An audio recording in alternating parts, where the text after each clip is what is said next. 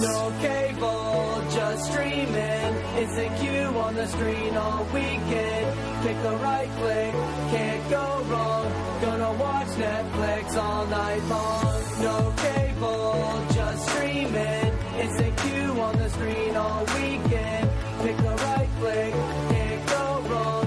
Gonna watch Netflix all night long. Leaving from the club just so I can watch my flicks. Hello and welcome to the podcast that is secretly a new Cloverfield movie, FilmBookCast, the official podcast of FilmBook.com. My name is Mike Smith. Joining me, as always, is a man who the studio sold out to Netflix for a bundle of money. Mike DeCrescio. How you doing today, Mike? I am doing well. I am excited for our future in the Cloverfield franchise. Yeah. It's going to be big. It's going to be big, man. Nobody knows that they are Cloverfield until they are Cloverfield, and then suddenly they're Cloverfield. It's crazy. It turns out we're all Cloverfield. It turns out the real Cloverfield was the friends we made along the way.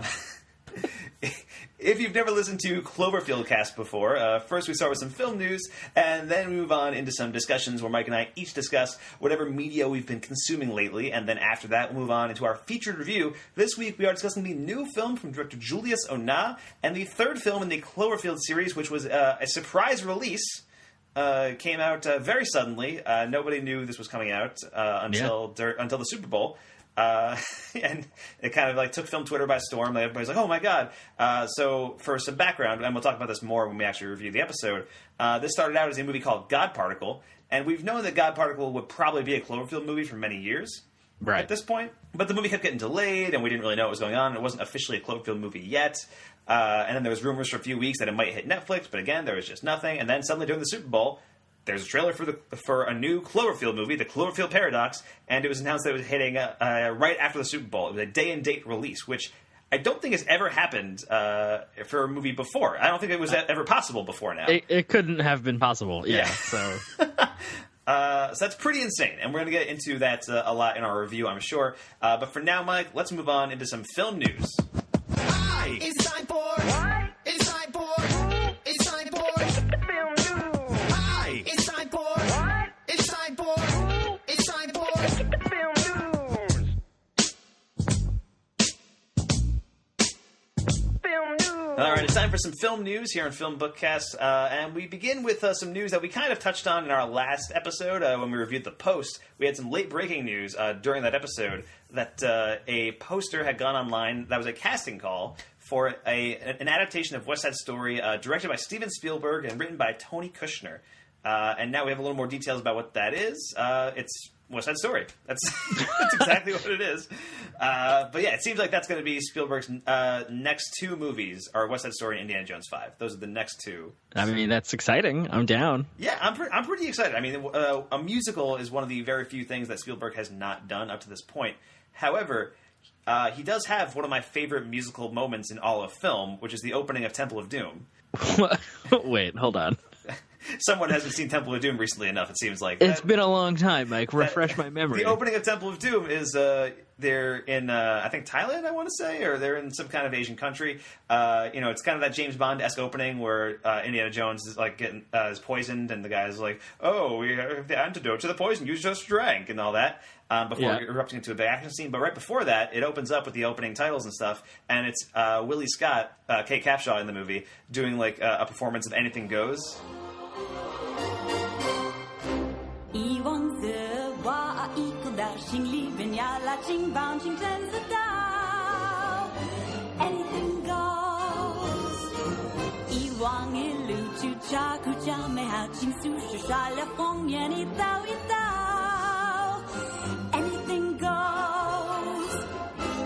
Oh, wow. Yeah. Yeah. And it's amazing. It's so good. And I've always loved that sequence. And so the fact that Spielberg's going like full on musical, like that's pretty exciting to me. I think that's pretty cool. Yeah, it's something, like you said, it's something new. And at 77, 76, how old is he? He's getting up there. He's in 70s, yeah. Yeah, why not? Why not do something new? Yeah, exactly. That's what I love about Spielberg. He's always trying to do new stuff. And so I mean, it's new in a relative sense of the word because this is a remake of West Side Story. But it's new to him. Like he'll be doing a musical, which for him as a filmmaker, he was growing up in a time when musicals were all over the place. 50s and 60s, they were huge, and so I think this is probably an itch that he's wanted to scratch for a very long time. So I'm pretty excited about that. And then Indiana Jones 5 is definitely. I think that's the one he's shooting next, actually, and then he's shooting West Side Story. But I'm guessing West Side Story will come out first, just because I doubt that takes as much post-production work as Indiana Jones would. But right. But we'll see what happens. Who knows? Maybe it's aliens now. We don't know. It's just aliens. It's not Sharks and the Jets. It's the Sharks and the Aliens, Mike. Okay. So I think what you're saying is that they're going to combine West Side Story and Indiana Jones 5. Uh-huh. Okay. That's what I'm getting at. They take place in the same time. Maybe. I don't remember. Where the hell does West Side Story take place? Present day. For then it's 1960, but present. Okay, fair. I don't think it's a time specific story. Indiana Jones is more period specific. That's got to be now it has to be like the 60s, even 70s. We're getting there. We're getting there. I would love if Indiana Jones 5 ends in 1981 and it's. In 1981, and it shows Indiana Jones walking into an adaptation of his life, and it's Raiders of the Lost Ark. That is the way to end the Indiana Jones franchise. Oh my God! Written by Dan Harmon. This is irrefutable. Don't at me. So I wanted to bring that up because I'm just excited about the new projects that Spielberg has coming up. Of course, The Post just came out. Ready Player One is out in 2 months, and then he's got these movies to go into. So pretty exciting stuff. And then I also wanted to bring up another one of my favorite directors. Just got attached to adapt whatever. Mike, you're more familiar with this than I am, so let us know what this is. The Kingkiller Chronicles. Yes, this is a series of fantasy novels.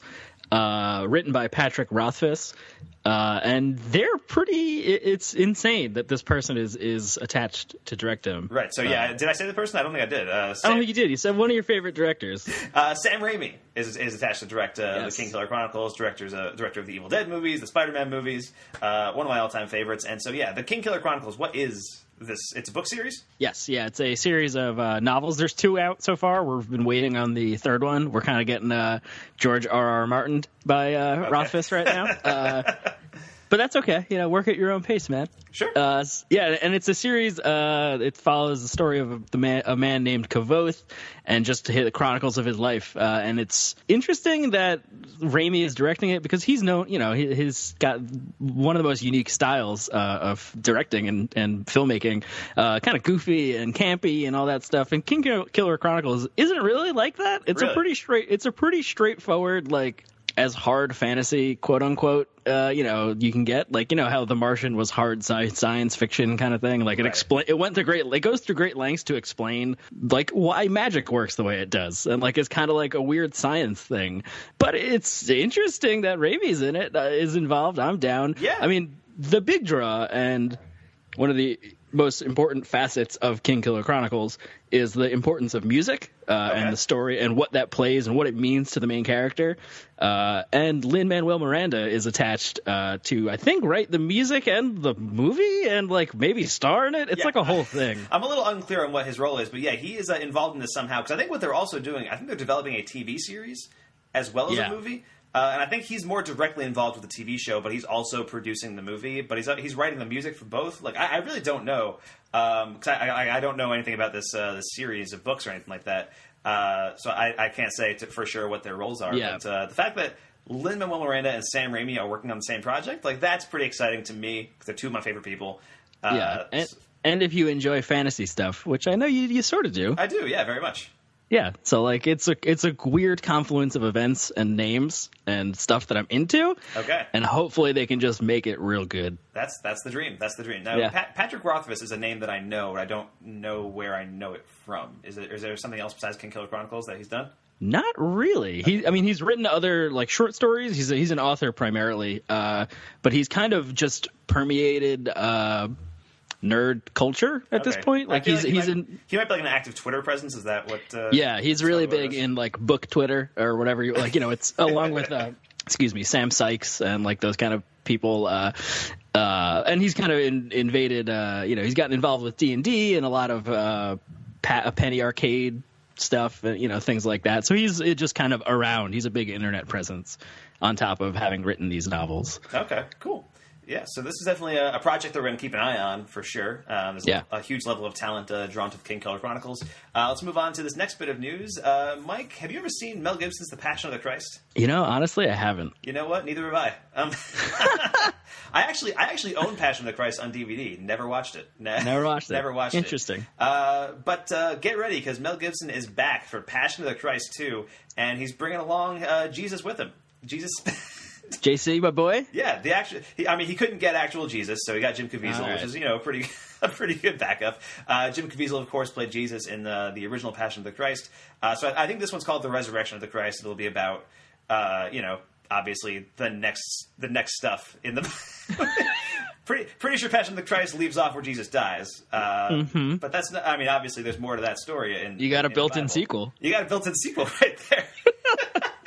Yeah, so that's something. Passion of the Christ was a monster hit when that happened. Remember that? Yeah. I remember, I never saw the movie, but I remember that just being huge when that came out. I think it was I want to say it was the highest grossing R-rated movie of all time. Yeah, I remember I was in Catholic school, and I remember other Catholic schools in the area taking the school to go see Passion of the Christ in theaters and stuff. That's nuts. Yeah. So I did want to bring that up because this seems like major news. It seems like it's pretty much firmly cemented the comeback of Mel Gibson in terms of Hollywood. He's now making a sequel to arguably his. Braveheart's probably his biggest hit, but Passion of the Christ was certainly a cultural phenomenon in its own right. And I also wanted to bring it up because so often we get to say Simpsons did it. Whenever something like this happens, we very rarely get to say Family Guy did it. That's true. But Family Guy has a very famous bit. I think that was the first episode where Family Guy came back from cancellation, where the entire episode hinges on Peter trying to get a copy of Passion of the Christ to Crucify This, starring. Hang on. Man, you crazy, Jesus! You're crazy! That's what my ex-wife said. Oh, the son of God! You sure are a son of a... Whoa! Chris Tucker and Jim Caviezel? Is that it? The guy from the first one? Passion of the Christ 2. Crucify This. I was trying to... Go ahead, sorry. Starring Jim Caviezel and Chris Tucker. Right. I was trying to remember what the subtitle was in that bit, and I couldn't remember what it was. And I could probably recite that whole bit from memory. I watched it so many times. It's like Chris Tucker they're Driving, and Chris Tucker's like, "You're crazy, Jesus! You're crazy!" And Jesus is like, "Yeah, that's what my ex-wife said." and Chris Tucker's like, "For the Son of God, you sure are a son of a whoa!" And then the car jumps. It's pretty great, and I think is probably a worthy substitute to Passion of the Christ 2 if you choose not to go see this new one. Yeah, we've already got it. We got the perfect version. We don't need any more. We got the gist. Anyway, one more bit here before we get into the really big news. Mike, are you a fan of Men in Black, the franchise, or at least just the first movie? I've been known to dabble. I've been known to dabble in Men in Black from time to time. Yeah, I really like that first Men in Black movie. The first Men in Black is really good. Second one is terrible, and then the third one has its moments. I'm kind of lukewarm on the sequels, but the first one's really good. But what gets you through the entire franchise is that Will Smith and Tommy Lee Jones are so good together. Humans, for the most part, don't have a clue. They don't want one or need one either. They're happy. They think they have a good bead on things. Well, why the big secret? People are smart. They can handle it. A person is smart. People are dumb, panicky, dangerous animals, and you know it. 1,500 years ago, everybody knew the Earth was the center of the universe. 500 years ago, everybody knew the Earth was flat, and 15 minutes ago, you knew that people were alone on this planet. Imagine what you'll know tomorrow. Would you be interested in Men in Black if Will Smith and Tommy Lee Jones were not in the movies? Perchance.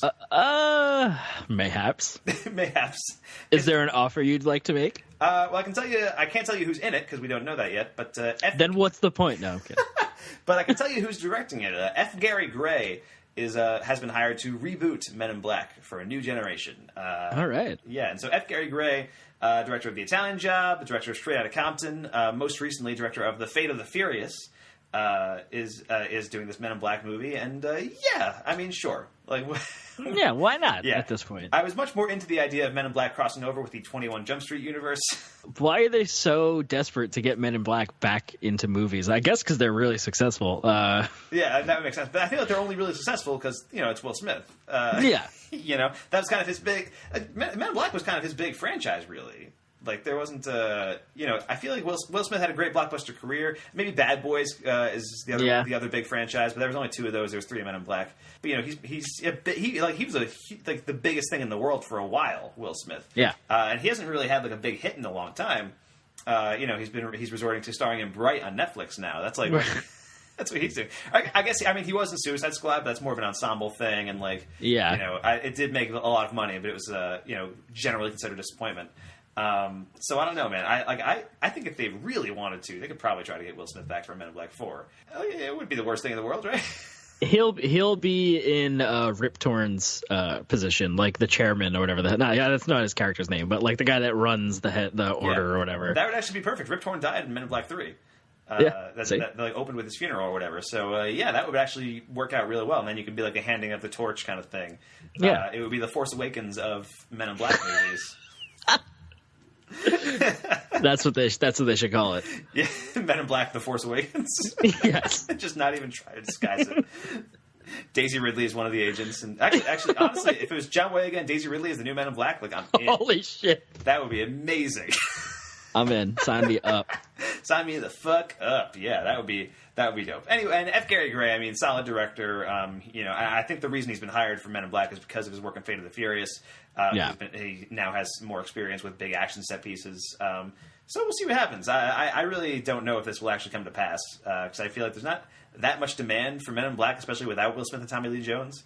And even Men in Black 3, like, it almost had to disguise the fact that Tommy Lee Jones wasn't really in much of it because Josh Brolin was playing his role for most of the movie.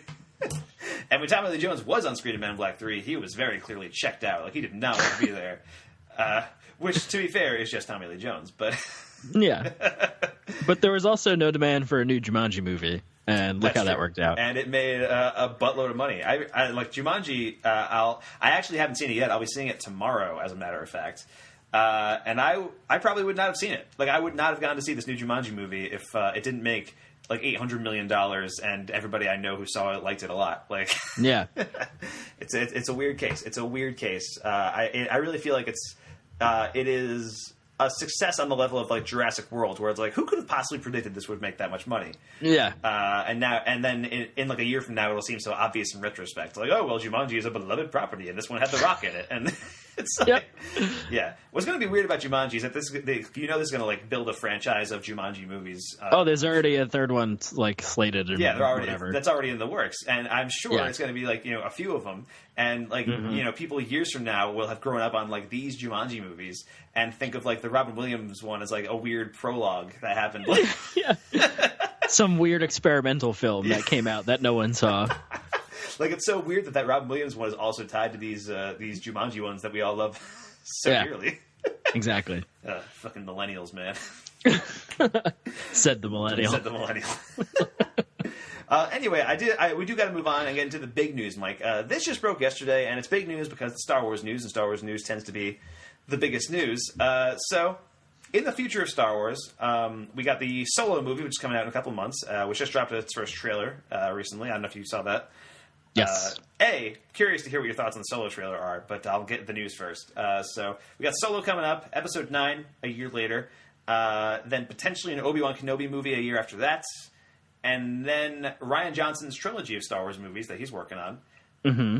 And now there's more. Interesting.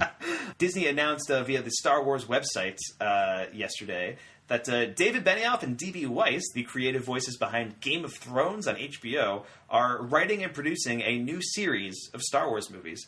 And this is going to be separate from the main saga and separate from Rian Johnson's trilogy. Okay. So, and they did not specify how many movies this was, by the way. They just said a new series of Star Wars movies. Right. So, like, who knows? I mean, I'm guessing 3.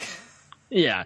If anything, if Star Wars history has taught us anything, it's that movies come in 3. Exactly. But I'm curious what your thoughts are on this, Mike. Do you think this is a oversaturation of Star Wars, first of all? But do you think David Benioff and D.B. Weiss are a good fit for Star Wars? I think it's definitely approaching oversaturation of Star Wars. Yeah, I mean, I think we're already at oversaturation. I think. Yeah. Yeah, I saw your tweet or retweet or whatever it was, the Homer Simpson in hell with the donuts image. Said, you like Star Wars, have every Star Wars forever or whatever it is, or something like that. Well, you like Star Wars, do you? Here's all the Star Wars in the world! And just Homer constantly eating donuts. And like, Yep. Yeah, that's kind of how I feel. But that said, man, I don't know how to feel about this. I was kind of one of the people that after the whole Confederate thing, got lukewarm on these guys. Yeah. I am interested. I think I will. My reaction will.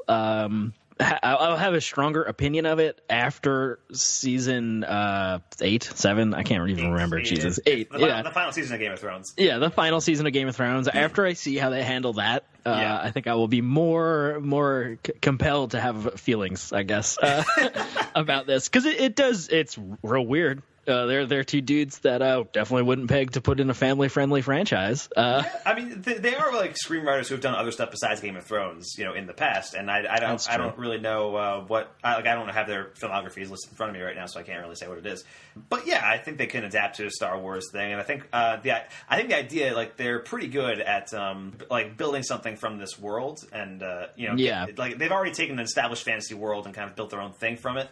And they've done so, like, doing very complex stuff with their characters and building like this intricate tapestry of relationships and history that feels very lived in, and I feel like that could be very valuable for a Star Wars franchise. But it's very tough to know how much of that is them and how much is what George R. R. Martin had already written down, and what they just built from that. So it'll be interesting, and this will be like separate from main trilogy, separate from Rian Johnson. Supposedly this will be like all new stuff, like Rian Johnson's thing, which is a great direction for Disney to be moving in. Because again, like the Solo trailer just came out, and I thought it was solid. Like, it looked fine, Yeah. I can't believe they admitted the movie's coming out. I honestly thought that we weren't going to see shit. You think they would? They would drop. I thought they were going to Cloverfield. Yeah. I thought they were going to Cloverfield us. That was one of my tweets the other day. Was it's only a few months from now when we all walk into a theater, then find out the title is actually Solo: A Cloverfield Story. Get ready. Thought we were in trouble there for a second, but it's fine. We're fine. Oh, man. Your tweet, very underappreciated. Thank you.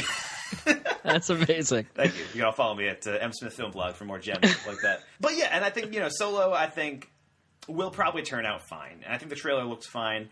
And, they want to do this Obi-Wan movie. Like, maybe that'll happen, sure. But I think with this Rian Johnson trilogy and with this, I think Disney is finally taking the message of, like, we should probably do other things with Star Wars than just rehash old shit. And I think they might have learned a lesson from Solo, because they had so many problems with Solo behind the scenes. They had Phil and Chris Miller making it for most of its thing. Then they, got fired, and they reshot like 80% of the movie. And so I think overall Solo will probably be fine, but I think it has forced Disney to look at this franchise in a new light, maybe, hopefully.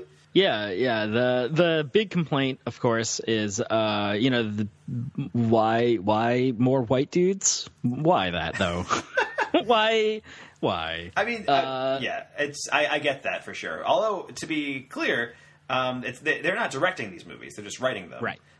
So we do not know who will be directing. I could totally see somebody from Game of Thrones getting in on this, one of their stable of directors. Michelle MacLaren is right there. Like, she absolutely deserves a Star Wars movie. She's the best TV director working right now.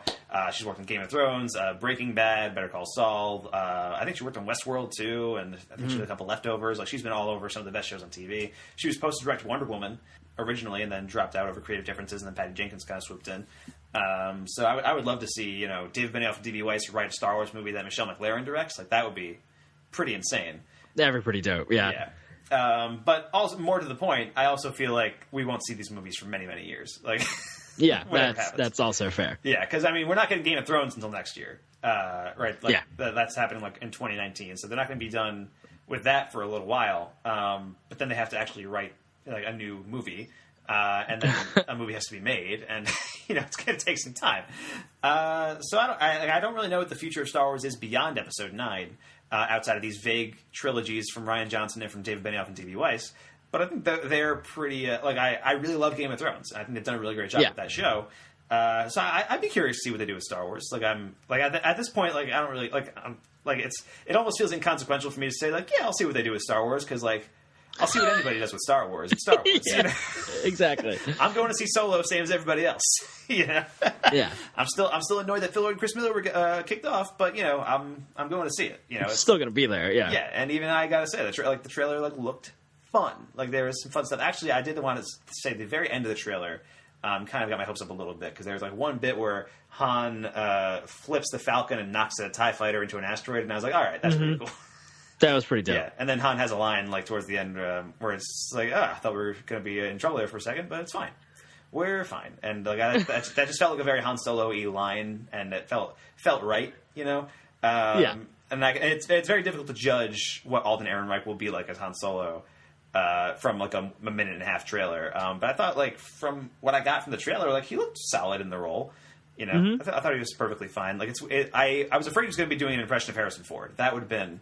Yeah, that would have been the game over. Yeah, see you later. Yeah, because there's no way you can just be Harrison Ford. You got to make the character your own. So, everyone knows we're all gonna really just be there for Lando in that fur coat, though. Oh yeah, that's that movie's being sold on 2 images of Lando in a fur coat, and that's all you need. That's it. Yeah. Yeah. It's very much the prevailing sentiment after that Solo trailer was, maybe they should have just made a Lando movie. They got Donald Glover, man. They should have just made it a Lando movie. Which was funny, because one of the first images I saw right after that sentiment came out was Bradley Whitford's character from Get Out being I think they should have made a Lando movie. Oh, man. I would have voted for Lando for mayor of Cloud City 3 times if I could have. Let's just move on. Okay, yeah. So I think that wraps up film news for today, Mike. Let's move on into our discussions. Watch this. These are my discussions. Just when I thought I said all I could say, my buddy and I talk about movies we see. These are my discussions. There is so much to see, you and me. So we're gonna talk about movies for our discussions. All right, here we go. It's time for our discussions here on FilmBookCast. Now, Mike, what do you have to discuss with us today? I have a few movies to discuss today. Oh, boy. I'll start with the newest one, or the most important, air quotes. Okay. And that is Darkest Hour, I guess, since it's directed. Well, I mean, it is directed by a human named Joe Wright. Oh, you got one of those human-directed films. One of the human movies, Mike. They got moving pictures now, son. He will be reasonable. When will the lesson be learned? When will the lesson be learned? How many more dictators must be wooed, appeased, good God, given him mixed privileges, before we learn? You cannot reason with a tiger when your head is in its mouth. I was going to say nominated for Oscars. Yes, nominated for Best Picture. Gary Oldman possibly going to win Best Actor for Darkest Hour. Yes, he stars playing Winston Churchill. And goddamn, Gary Oldman's real good at being a different person. I'm sure he is. Yeah, now we were going to review, we were debating what we were going to review in this episode, right? And we kind of got lucky with the surprise release of the Cloverfield Paradox. And we were like, oh, this is a movie people are talking about. We can do this. We can do it. But we were talking about we'll do The Shape of Water or we'll do Phantom Thread. Because I've seen almost every movie nominated at the Oscars this year. And we haven't gotten to talk about most of them. And you were like, oh, well, I'll see one of those movies this weekend or whatever. And so I was like, great, just let me know what you see, and then we'll do a review. And then you saw Darkest Hour, which was the one movie that I hadn't seen. Yep. Can always count on me to let you down. But this movie follows Winston Churchill's ascent to the Prime Minister of England, of the UK, in 1940. And it takes place over 1 month, which is not what I was expecting. I kind of thought this was going to be like a traditional biopic, that kind of just tells the whole life or the story. Thing. Yeah, I usually much prefer biopics that only take place over the course of a month or two. Like a very small single period of time. event. Yeah, like Lincoln, for example, Spielberg's Lincoln takes place over like 4 months, and it's perfect for that. Like, you don't need every bit of Lincoln's backstory; you just need to know what's going on right now. Yeah, and it definitely lends a lot to the tension and the insane situation that he took over. Also, interesting that this the second movie this year that has all this Oscar buzz. Indirectly about Dunkirk, because within the first month of his prime minister ship, that's not how that goes, but whatever, becoming prime minister, Dunkirk and all that, and what happens there happens, and it's kind of about him, about Churchill trying to deal with and understand this kind of imminent German invasion and the potential total loss of the entire British army. As you know, first day on the job, and that stuff's happening, and just about the tumultuous stuff going on in Parliament with the King and everything. And Joe Wright manages to do this really interesting thing where he takes this historical drama. Man, I can't think of that phrase, the word when movies take place. Period piece. There we go. Jesus Christ, you are it's late today, man. We keep doing this late, and it's messing me up a lot. Is the story I'm going to stick to. Yep. So period piece, right? And he's using just like straight up modern film technique stuff. There's some crazy things. There's a moment where someone's giving a presentation, at the newsreel, and they're talking about something, and they say this kind of dramatic, startling piece of information, and somebody in the meeting says, "Wait, repeat that," and the movie just literally rewinds, and they show it again, and then they just move on with that guy. That guy doesn't say, "Just repeat that." So like, I don't know, they do some like cool, interesting stuff in there amidst this what could be a very dry, boring, just textbook version of a historical drama. Cool, and that's something that Joe Wright's very good at, because he's done a lot of these before. He did like Atonement and Pride and Prejudice. I really like his version of Anna Karenina, which came out in 2012, and a lot of that movie is kind of framed as if it's like you're watching the behind the scenes of the making of the movie as well. So you're seeing like the sets move around, and you're seeing like actors like getting out of costume and stuff like that, like throughout the movie.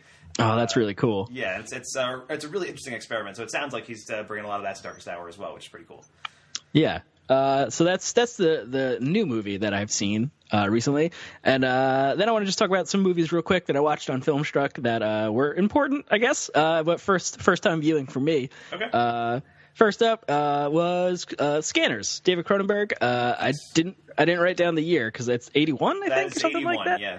Yeah, I don't think it's not his first American movie, but it's the kind of breakout American movie, I think. That was kind of the bigger hit. I mean, he had made like a few Canadian horror movies before Scanners. I really don't know that much about like the actual box office of Scanners. I feel like it would have been like a sleeper hit, maybe.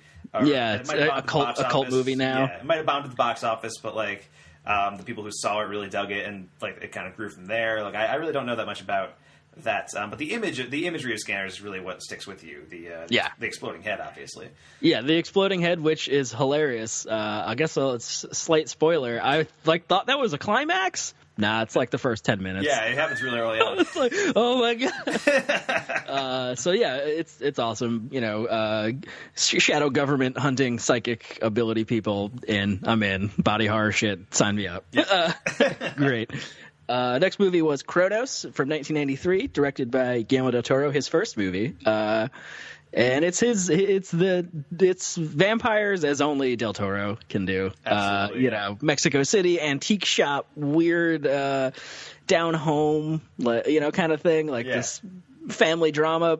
Also vampires. And it's creepy and gory. Ron Perlman is amazing because he's Ron Perlman. So great, good times. See Kronos is what I'm saying. It's weird that you bring up Kronos because actually I recently watched The Devil's Backbone, another Spanish Del Toro movie from 2001, which was very good as well. It takes place during a war in like the 40s, Spanish war. I forget which war it is. It's the same war that's being fought in Pan's Labyrinth, and I'm blanking on the Spanish Civil War. That's probably what it is. Yeah. I think. But it's about like an orphanage, and like there's a nuclear bomb that just kind of like is sitting there, and there's ghosts, and it's cool. It's a good time. You should, man, yeah, I love that unexploded bomb. That's such a just cause. Of course, it's just there. Yeah. And then the other movie I watched was Man Bites Dog. This is a Belgian movie from 1992 that was directed by Remy Belvaux, Andre Bonzel, and Benoit Poelvoorde. Okay. I will venture to guess. Nailed Crushed it. That's the one. And this is one of these movies that I see a lot of times, like on Reddit or in articles, film criticism articles, like the most disturbing movies of all time or stuff like that. Yeah. And this is a black and white mockumentary about this film crew following a serial killer, and which is crazy. And also absolutely hilarious, which weird that those two things go together. But that's kind of the point. It's this kind of satire of violence in media and its use and stuff like that. And one of the opening scene is the serial killer explaining his formulas to filling bodies with ballast to get them to stay underwater, like when he disposes them. And it's like this really long monologue about how old people have porous bones, so you need more weight, and young people, blah, blah, blah, like this whole thing. Yeah. And then it cuts to him throwing a body off a bridge, and it lands in the river, and the river's like 6 inches deep. It's just amazing. Just dumb stuff like that. Yeah. But also does not hold back on anything. It like goes to the documentary about a serial killer kind of level where like, yep, no, we're following him, right? And he's murdering people, and it also becomes like I said, this criticism of violence in media and kind of the media's role in that. As the things escalate in the movie, the film crew gets more and more involved. Like they start helping him hide bodies, and then they start helping him hold people down, and then they start things escalate like that. Yeah. So it's pretty crazy and interesting. And if you can stomach some of the stuff, it's not like constant. It's kind of like bouts of gore and ultraviolence and disturbing imagery and stuff that just kind of happen. If you can handle that kind of thing, I definitely recommend finding Man Bites Dog somewhere. Cool. Nice. Yeah, sounds really cool. And that wraps up your discussions, right, Mike? You're done? Yes. Okay, cool beans. I'll get into mine then. And the first one is one that you watched as well. It's called A Futile and Stupid Gesture. We built our own studio on Madison Avenue and hired some talented performers who would work for Bus Fare. Could I have Flexi the Pocket Monkey? No, you may not have Flexi the Pocket Monkey. Like I sandwich with on mayo with red lettuce and rye and a little bacon and egg. Like a dream of a lot of ketchup and mustard. Guys, I think Coach is talking about the big man. The league commissioner. No, what I mean is, you got leukoplakia. You start off with cute jokes and you end up with atheistic trash, like this December issue of the National Lampoon.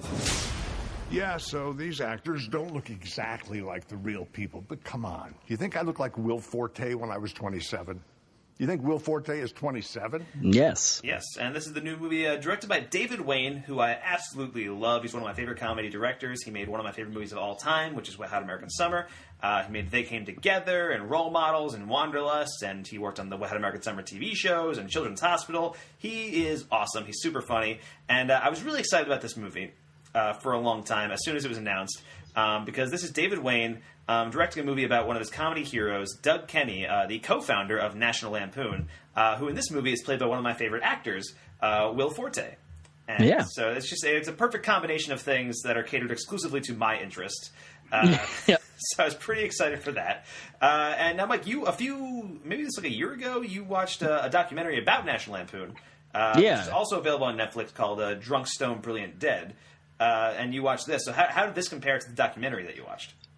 It's like pretty. It follows a lot of the exact same moments. There's the moment when the guy that's not Doug Kenny, Henry Beard, I want to say his name is Henry. Yeah, when he quits, like that they directly quote what he actually says from the which they talk about in the documentary. When he walks out, it's like, I've hated every second of this and fuck all of you, or something like that. And he just disappears. So it was interesting to see the kind of David Wayne comedy version of these real events that they talk about in the documentary. So it's definitely a cool, interesting pairing. Okay, cool. And aside from Will Forte, I mean, this also stars Donald Gleason as Henry Beard, who is unrecognizable in the role, by the way, and he's super funny.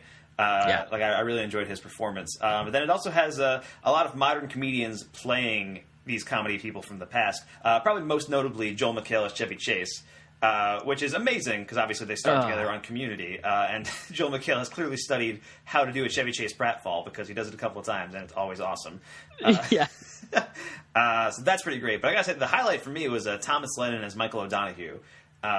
Who Michael O'Donoghue, like I am in love with this period of comedy. I love that era of National Lampoon and Saturday Night Live and all that stuff like that, like the 70s period of comedy where everybody was just on cocaine all the time. It's it's a really fascinating period for me, and I love Michael O'Donoghue as a presence and as I read a book about SNL a while back called Live from New York, which is the oral history that details all 40 years of SNL's history, and Michael O'Donoghue is detailed very heavily throughout those first 5 years or so, as well as Ann Beatts, who also worked with him on National Lampoon. They later dated. They were writers on SNL together. And Thomas Lennon just captures him so perfectly in this movie, where he's basically insane. He's an insane person. It's the bit where the dynamite in the office, and it's like, this definitely happened. This definitely really happened. I would believe. That happened. But what I like about this movie is that it's a biopic about Doug Kenny, but it doesn't treat it like it's a serious biopic. It treats it like kind of a goof almost. Like it's it's not like a straight parody of biopics like Walk Hard is. Right. And I think it kind of walks a line between being a parody of biopics and also being a very sincere one. And I think for the most part, it walks that line pretty successfully. There are bits where I think it veers a little bit too much into sincerity, where I think it could have steered back a little bit. There's literally, this one bit which almost feels weird because Walk Hard did this 10 years ago, but there's a wrong kid died kind of kind of thing, and it's like Walk Hard did that, right? Like you don't have to. Come on, like you're David Wayne. You've definitely seen Walk Hard, Yeah. But I really enjoyed this movie. Will Forte and Donald Gleason are great together, and it goes through. It goes through the creation of National Lampoon. It goes through the early years of SNL. It goes through behind the scenes of Animal House and Caddyshack. So I think for any kind of comedy geek, it's well worth checking out. And I really love there's the framing device where Martin Mull is narrating the movie as the future Doug Kenny, even though actual Doug Kenny died in 1980, and so it kind of culminates in future Doug Kenny meeting present day Doug Kenny, and it's very good. And towards the end, it starts using a lot of lines of dialogue that I know for famous quotes from these different comedians about Doug Kenny. One of whom, by the way, is Harold Ramis. Who the guy who plays Harold Ramis in this movie is pitch perfect. Harold Ramis. Yeah, he's spot on. He's spot on, and I think it's John Daly playing Bill Murray. He's pretty spot on too. And they make a point to when Martin Mull is introducing all these people, they make a point they don't all look or sound exactly like the actual people, but hey. Do you think I looked like Will Forte when I was 27? Do you think Will Forte is 27? And then you see Will Forte in the background, kind of look into the camera. And it's like that kind of comedy movie. That's kind of what I love. There's the line at the end when the two Doug Kennys meet, and he's like, "Oh, so you're a narrative device, yeah." That's a choice. Yeah, I don't know. That one really got me. A certain type of fourth wall break that I just really appreciate. Yes. Yeah, so that is a Futile and Stupid Gesture, directed by David Wayne. It is a Netflix original, so it is available on Netflix right now. Just came out a couple of weeks ago. And then I gotta talk about this, Mike, and I'm sorry that you had to miss this. We gotta pour one out for my homies. Yeah, gotta pour one out. My homies is me. Yeah, I gotta pour one out for Mike. So this past weekend, I went to the Alamo Drafthouse. And Mike, you were supposed to go with me. This was supposed to be a trip for the two of us. Actually, it was supposed to be 3 people, and then one person dropped out at the last minute. I was able to replace his ticket, but then you had to drop out the day before because you got dreadfully, dreadfully sick. Yes, I got a touch of the influenza. Yeah, that is it got me real good. Yeah, that was very unfortunate. Luckily, I got a refund on your ticket, so it was all good. But all right. I tried to replace it. I tried to replace you. I really did. But A, you're irreplaceable, and and B, it was very short notice. Literally 12 hours before. Yeah. So anyway, the marathon that I ended up going to without Mike is Russellmania, which is the 5-movie Kurt Russell marathon at the Alamo Drafthouse in Yonkers. I was very excited about this. I've been excited about this for about a year now. Yeah. Same. Yeah. Yeah, I know. But anyway, so last year, and I think I talked about this in the podcast, I went to Hey Arnold, which was the Arnold Schwarzenegger marathon at the Drafthouse. And this is something that the one in Yonkers does every year around Super Bowl weekend. They do an actor marathon. So, they've done Nicolas Cage in the past, which we I wish we had known about at some point. That seems like something right up our alley. We have a whole podcast dedicated to him. If you haven't subscribed yet, go do it.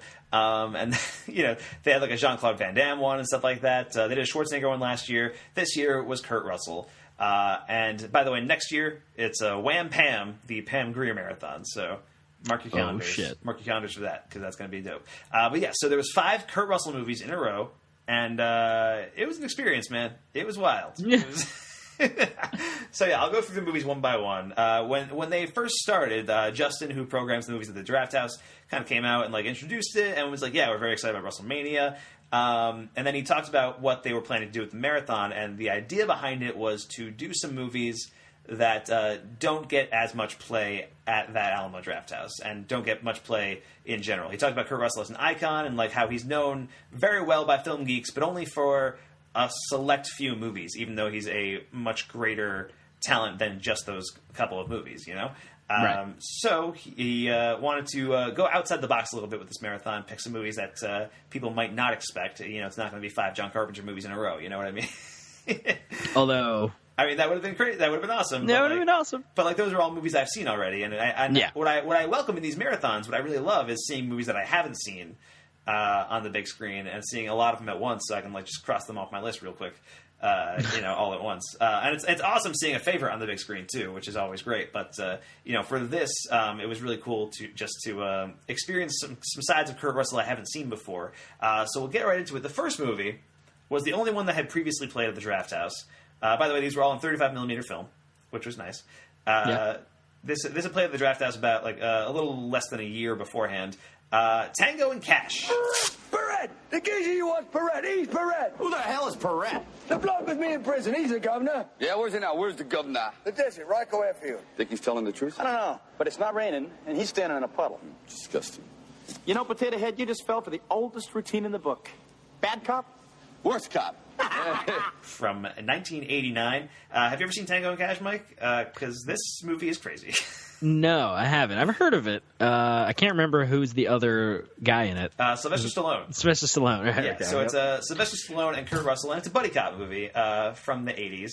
They're basically the 2 best cops in the city in Los Angeles, and they both get framed for this crime that they did not commit. So they both end up in jail together, and they both break out, and then they both have to get the bad guy. The bad guy's played by Jack Palance, who is deliciously over the top in this movie. And this almost feels like the last bastion of big, gigantic 80s action movies. You know, this was 1989. Yeah. I think it was actually one of the last movies released in the 80s. So it really is that. But what I really love about this, I mean, Kurt Russell is hilarious in it, and he and Stallone have an amazing chemistry. Their back and forth is fantastic. What I really love about this movie is actually Stallone, who is playing a very different kind of role than he's usually playing. It's still like an action movie role, so it's still that. But you picture Stallone, you picture Rambo, you picture Rocky, you picture like these kind of big meathead kind of characters. Yeah. And his character in this movie, Tango, is much more like sharp and quick witted, and like he wears a suit and has glasses, so he's like smart. Yeah. That's how we knew in the 80s. Exactly. And so it's fun. And he's even like shedding his image early on in the movie. There's a bit Stallone derails this truck basically, and somebody like says to him like, "Hey, you look like Rambo," and Stallone just grabs a gun and is like, "Rambo's a pussy," and he shoots the truck and a bunch of cocaine spills out, and so it's like definitive, like right at the beginning, like Stallone is doing like something different with this role. Yeah. So I think that's pretty cool. But yeah, Tango and Cash did not get great reviews when it came out. I think it has like a 33% on Rotten Tomatoes. But it's a blast. It's a lot of fun. The action set pieces are insane. And some of the writing is just so ridiculous. There's so many stretches in terms of there's one line that Stallone has where he's like interrogating somebody, and the guy is eating his lunch, and it's like a big plate of spaghetti, and it falls to the floor. And it falls to the floor, and Stallone grabs him, and it's like, I can tell from your diet that you're not counting your calories. Is that because you're counting all the money they gave you? What? To frame us, and it's like, man, like that was. Were you working on that on the way over or something? That's amazing. But anyway, Tango and Cash is a super fun action movie, and if you love Sylvester Stallone and Kurt Russell, it's definitely worth checking out. Terry Hatcher is also in that movie too.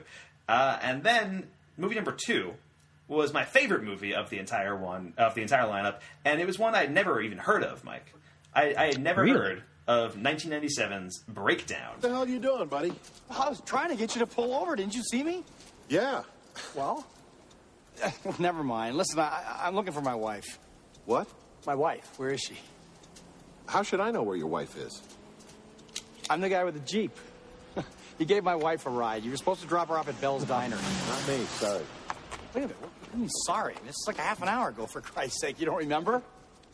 Look, I don't know how to tell you this, but I've never seen you before in my life. Now, this is a movie directed by Jonathan Mostow, who is most well known for directing Terminator 3, Rise of the Machines, which I have always said is a very underrated Terminator That's movie. true. I believe You I've have said that. Yeah, I think I've said that on this podcast before.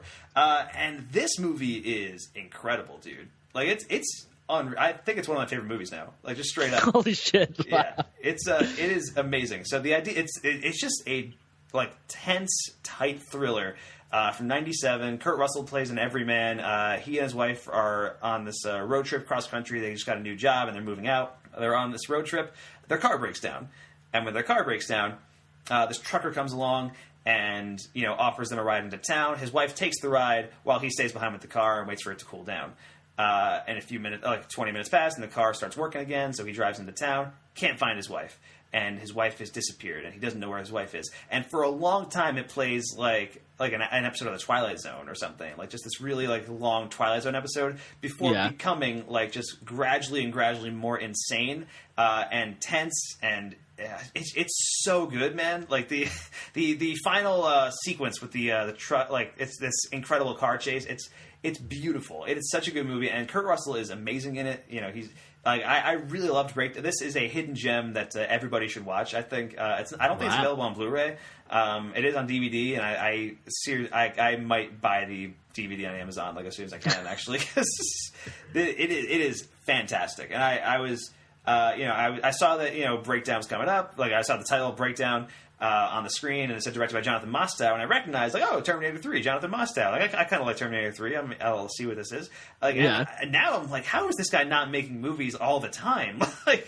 Terminator 3 was that not good. Yeah, I mean, I guess for his career. I guess, but I really, really love Breakdown. So this ended up being my favorite movie of the day, and I cannot recommend enough people watch Breakdown. It is so good. All right, and then we move on into a movie that I was really hoping they would play. When I was going into this marathon, this is the movie that I was hoping I would see.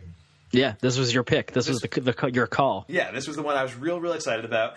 And we obviously I didn't know what was going to be playing ahead of time because it's a mystery marathon. But yeah, I really wanted to see 1980s used cars from Robert Zemeckis. For one thing, Rudy, I got to tell you, my horoscope says trouble brewing on the horizon. And for another thing, pal, for Christ's sake, we're fucking with the President of the United States. Oh, he fucks with us, doesn't he? Hey, come on, Jeff. You've seen how shitty business is today. Thanks to Fuchs, our name is Mud. Hey, look, we had nuns protesting outside when I got here this morning. Nuns? Yeah. I had to have Jim turn a fire hose on. And I knocked them motherfuckers right on their ass, too. And so for those who don't know, Robert Zemeckis, of course, directed Back to the Future in 1985, which he co-wrote with Bob Gale. And this is that duo working together a few years beforehand in 1980. So they're still finding their filmmaking voice. And it's just a really funny comedy. Kurt Russell plays a used car salesman, and the owner of the used car lot that he works for dies, but they pretend that he's just going on vacation or whatever so that they don't lose the car lot, and it becomes this big competition between the car lot place from across the street, who is owned by the brother of the guy who died. And it's just so good. It's so funny. It's so over the top. Some of the humor has dated somewhat, for sure. There is some misogynistic and some racist stuff thrown in there, which it doesn't play super well. But this movie just has so much energy to it that stuff kind of you kind of move past it and move on. Kurt Russell is hilarious in this movie. This is kind of around the time he was shedding his Disney image, you know what I mean? So this was right.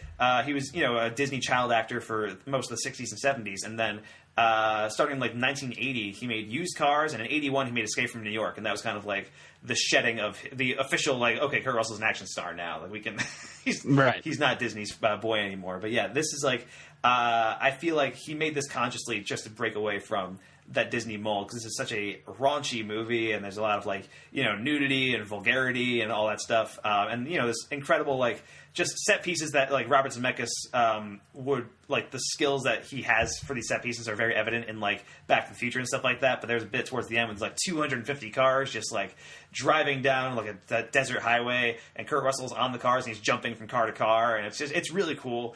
That's awesome. Yeah, and it's super funny, and there's a lot of like really funny appearances aside from Kurt Russell. The grandpa from the Munsters plays a judge in the movie, which is cool. And Joe Flaherty from Freaks and Geeks, and also he appears at the end of Back to the Future 2. He's in this movie. So yeah, Used Cars, also really funny. That was my second favorite of the night, and I was really glad I got to see it, because this is a Robert Zemeckis movie that I've been meaning to watch for a long time, so I'm a big Zemeckis fan. So that was very cool. And then movie number 4 is the only one that I'd actually seen before I went to this marathon. It's a movie that I hadn't watched, though, since I was probably like 10 or 11. And that movie is 1996's Executive Decision. And it's my opinion that Hassan is planning to use the DZ-5 and the airplane together as a tactical weapon, a sort of poor man's atomic bomb to be detonated here, over Washington. How much of this DZ-5 might he have? I can't be exact there, sir, but I can tell you this much. If this were DZ-5, that single drop would be more than enough to kill every man in this room. It's a lot of gusto in that delivery. Oh, yes. Yeah. Executive Decision. So this is the airplane action movie that came out the year before Con Air. Yep. And also the year before Air Force One, actually, oddly enough. There's a weird influx of Die Hard on an airplane action movies in the mid-90s for some reason. I mean, we got to do Die Hard on other places. We already did office buildings. Right. So, and airports. I think we're going back to office buildings. Dwayne Johnson's making that movie Skyscraper. I think No, that's him versus a skyscraper. Yeah, that movie is actually Dwayne Johnson versus the skyscraper.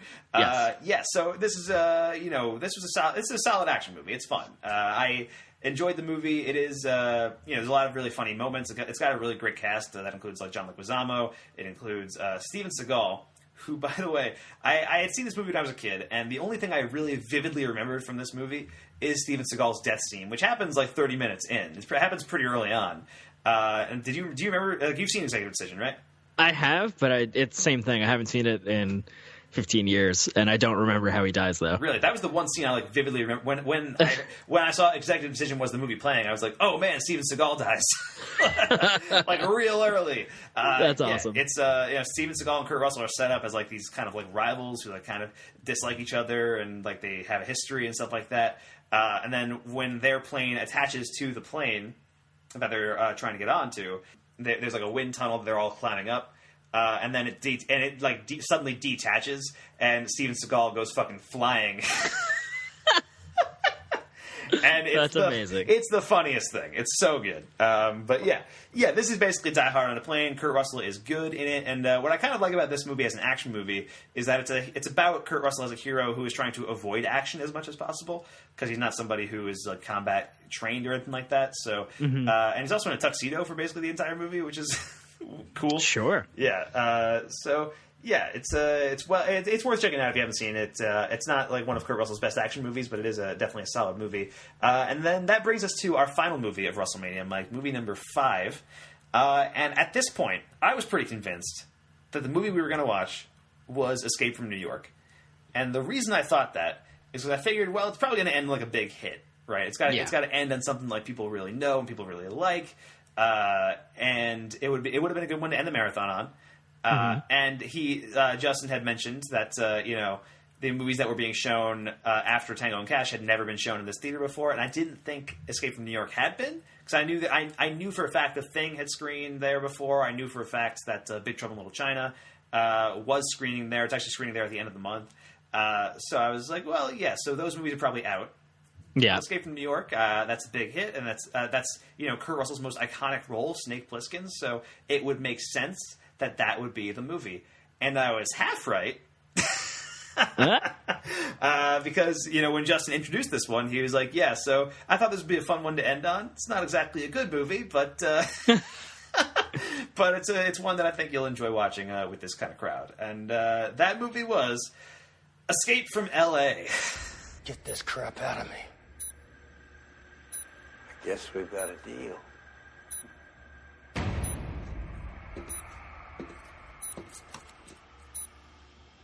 Nice to be working with you, Hotshot. You better hope I don't make it back. All of you. Yeah, you were almost there. I was almost there. I was so close. So yeah, it's the iconic Kurt Russell role, just not the movie that you want to see that role in. Yeah, and Escape from L.A. is a movie I had not seen, so I am kind of grateful I saw it in this environment, just because it's John Carpenter that I hadn't watched before. But I was watching it and I was imagining being someone in 1996 when Escape from L.A. came out, being somebody who was a huge fan of Escape from New York and was so excited to see John Carpenter and Kurt Russell return to this world. And then Escape from L.A. is what it is. And for those who don't know, Escape from L.A. is basically a really cheesy, over-the-top remake of Escape from New York in a lot of ways. So it's basically the same plot where Kurt Russell is being sent into this military war zone, and he's given this task. In the first movie, he has to find the president. In this movie, it's the president's daughter. And if he doesn't complete it within 8 hours, he's going to die. That's the idea behind both movies, and that's this one. But this one's just a lot goofier, and that can be fun. There's some fun stuff to be had in Escape from L.A. Bruce Campbell plays a plastic surgeon in Hollywood. Steve Buscemi is a really annoying Maps of the Stars guy who pops up every once in a while. And its satirical points are there. It's I don't think it's satirizing L.A. as well as it's satirizing New York. And it's definitely playing it for laughs a lot of the time. And there's just some weird sequences, there's a whole scene where Kurt Russell has to play basketball to save his life, and there's a scene where Kurt Russell has to surf from one area to another to get to where he needs to go, and But to watch it with this crowd, the people were having fun with it and stuff, so I was enjoying it on that level. Also, the ending of this movie is surprisingly great and surprisingly nihilistic. So wanted to give a shout out to that at least, because that's pretty nice. That was kind of nice to see. Yeah, it's always good to end on nihilism. Yeah, exactly. Because at least it's an ethos. Exactly. There you go. There it is. Had to sneak in that subtle Lebowski reference. I like it. But anyway, that was WrestleMania. It was a great lineup. It was a really good lineup of movies, especially those first three. But Tango and Cash, Breakdown, and Used Cars, all really great. And especially if there's any takeaway from this, watch Breakdown. Whatever you do. That's the moral. It is incredible, and I can't believe I had never heard of it until this marathon. That's why I love these marathons, because I'll see stuff that I hadn't even considered before that turned out to be amazing. So that is WrestleMania, and then I had a couple other things I want to talk about in discussions real quickly. I wanted to give a shout out to Chopping Mall. Before I open the floor, I'd like you all to meet your brand new security team, the Protector 101 series robots. 1 week from tonight at closing, the Protectors will begin their patrol of the mall. Paul, they look like the Three Stooges. Each assigned to one of the 3 upper shopping levels. I don't know, Mary. The one in the middle has an unpleasantly ethnic quality. Now, are there any questions? Yes, Dr. Carrington. So what do your machines there do besides kill criminals? Well, first of all, Doctor, the Protectors do not kill. I wonder if they kill cockroaches. They could probably be programmed to. They merely detain intruders until the computer, located on the roof, can patch into the mall phone system and send an alarm to the police. I don't know. That guy looked awfully dead to me. Just neutralized. Which is a movie from 1986 directed by Jim Wynorski, who's a guy who spent most of his career making either basic cable pornos or Sci-Fi Channel original movies. So it's the American dream. Yeah, exactly. He's got movies like Busty Cops and also Piranaconda to his name. It's really it's a and we're not sure which is which. Somebody switched the labels in these, and I don't know what's going on. But I wanted to give a shout out to Chopping Mall because this is a movie that had caught my attention a while ago. And I had just watched it for the first time recently. It's available on Amazon Prime right now. And it's just about a group of teenagers who are having a party in a mall. And the mall has recently got new security robots that go haywire and start killing all the teenagers one by one. It's produced by Julie Corman, Roger Corman's wife, and and it features a couple of Roger Corman mainstays. Dick Miller shows up in this movie very briefly, which was very cool. And yeah, I had a blast. I had a blast at Chopping Mall. It is ridiculous. The dialogue is so 80s it hurts. There's like lines of dialogues where like people are talking about the party. He's like, yeah, it's going to be awesome to the max and that kind of thing. It's like, and they're saying them like sincerely, and it's a blast. But and just the death scenes are glorious. There's a head explodes at one point. Dick Miller gets electrocuted, and just really really good stuff. So wanted to give a shout out to Chopping Mall because it's like 75 minutes, and I watched it when I was tired, and it was a perfect movie for that. And then finally, one last thing in my discussions, wanted to give a shout out to Glow, the Netflix original series, which I just finished. I'm interested in real parts. Got $83 in my bank account, and I don't know if I can pay my gas bill. Ruth, there's an audition. They're looking for unconventional women, whatever that means. Hello, ladies. I'm Sam Sylvia, and this is Glow. Sorry, what's Glow? Gorgeous ladies of wrestling. And it's about the gorgeous ladies of wrestling in the 80s, which was a real thing. Kind of a wrestling offshoot. But this is kind of a fictionalization of the creation of Glow. And it stars Alison Brie in the lead role as an actress who isn't getting anywhere. She's like an aspiring actress living in LA, and it's just not working out for her. And Mark Maron plays this guy who is directing Glow, and hires Alison Brie and also hires every other female wrestler, and it's a cool cavalcade of characters, and it's a really fun show. It's really entertaining. I know it's produced by Genji Cohen, who made Orange is the New Black, and it's created by somebody else, but I'm not sure. I forget what her name is. But anyway, yeah, Glow is well worth checking out, especially if you love wrestling. I feel like this is a perfect show for anybody who is really into wrestling. There's some really fun 80s music that plays throughout, and the character interplay is really good, especially between Alison Brie and Mark Maron. But also there's the main friendship / enemy ship between Alison Brie and the star of the show, which is also pretty cool. Also, Ellen Wong is in this, and Ellen Wong was Knives Chow in Scott Pilgrim vs. the World, and she's like barely a character. She's like an ancillary character on the show, but every time she's on screen, it's like, hey, it's Knives Chow. Yeah, she's Chinese. Nice. But anyway, yeah, so that's Glow on Netflix. It's an original, and I think Season 2 is coming out sometime this year. Let's move on, Mike, into our feature review of The Cloverfield Paradox. 3. Morning, beautiful. 2. I'm getting sick of only seeing you on a screen. 1. Please, God. Be on our side. Standing by for your go. Turn that shit on. Fingers crossed. It's too late to say you're sorry. How would I know what the hell is happening? Please don't bother trying to find her. She's not there. The Earth. It's gone. It's big, blue, full of angry people. Keep looking, you'll find it. All right, that was from the trailer for The Cloverfield Paradox, the new movie written by Oren Uziel and directed by Julius Onah. This stars Gugu Mbatha-Raw, David Oyelowo, Daniel Bruhl, John Ortiz, Chris O'Dowd, Axel Henny, Zhang Ziyi, and Elizabeth Debicki, among others. And the IMDb plot synopsis for The Cloverfield Paradox reads, orbiting a planet on the brink of war, scientists test a device to solve an energy crisis and end up face-to-face with a dark, alternate reality. Now, Mike, we've talked about the Cloverfield series in the past. We reviewed 10 Cloverfield Lane back when that came out. So there were two before this. There was the original Cloverfield back in 2008.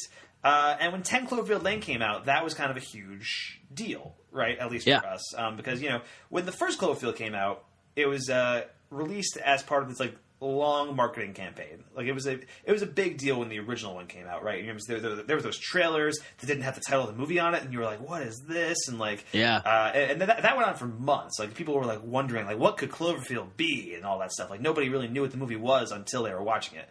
And then when 10 Cloverfield Lane came out, that was a movie that we kind of knew was being made, but we didn't know it was a Cloverfield movie until the trailer came out, and that was 6 weeks before it came out.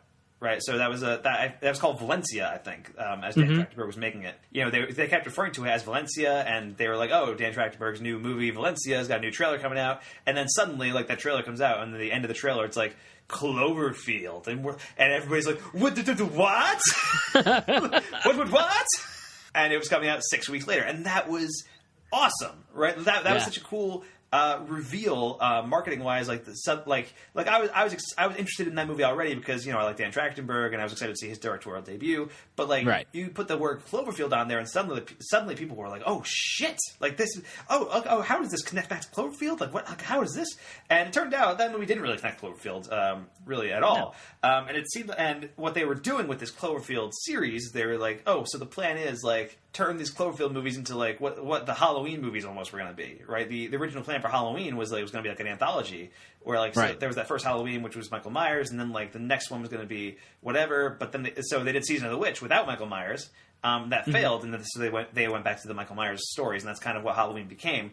But the original plan was to make every movie like a different anthology story surrounding Halloween, something like that.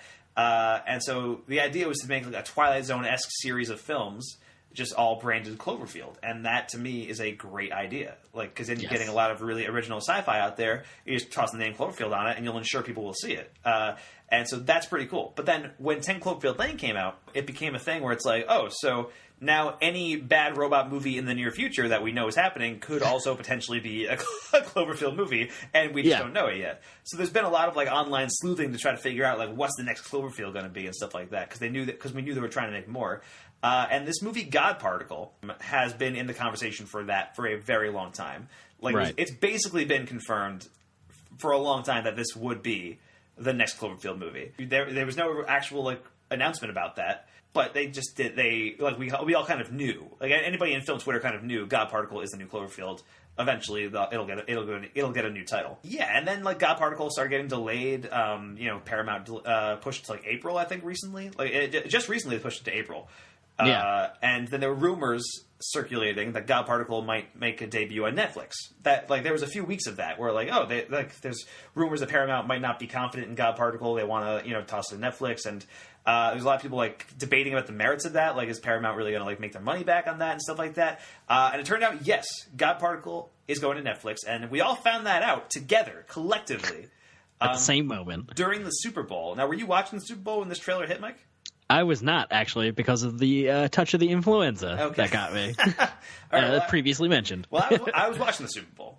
Okay, so I was there. I was watching the Super Bowl. I was with, I was at a party, and I was talking to my friend, and then I look up at the TV, and I see clips from the original Cloverfield on TV, and I was like, wait, what? And I was like, wait, are they announced? Because I should back up a little bit, because earlier in the day, on Twitter, Ava DuVernay, the director of Selma and the upcoming Wrinkle in Time, tweeted something out about the Super Bowl, saying film Twitter's going to lose their mind over something.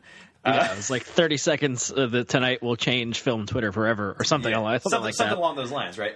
Yeah. And so I was kind of on the lookout for that. And then so I see clips of the original Cloverfield, and I'm like, oh, this might be what Ava DuVernay was talking about. There must be announcing a new Cloverfield movie. But to that end, though, it's they're announcing a new Cloverfield movie. They've done that before. And I expected that it would be like 10 Cloverfield Lane, where it's it'll come out in a month or whatever. And instead, what happened is you see these Cloverfield clips, which kind of made it look like this new movie was a direct sequel to the original Cloverfield. Mm-hmm. And it's not. Just throw that out there. It's not. But you've seen these Cloverfield clips, and it announced the Cloverfield Paradox on Netflix, and it's oh, okay, so it's officially a Netflix movie, and Cloverfield is hitting Netflix. And then I went online, and it's available after the big game, and I'm like, wait, what? Yeah. So not only did they announce this Cloverfield movie on Super Bowl game day, and they announced it was coming to Netflix, they also announced it just happened. The Cloverfield Paradox just hit Netflix right after it was announced, basically. 2 or 3 hours later, it was up.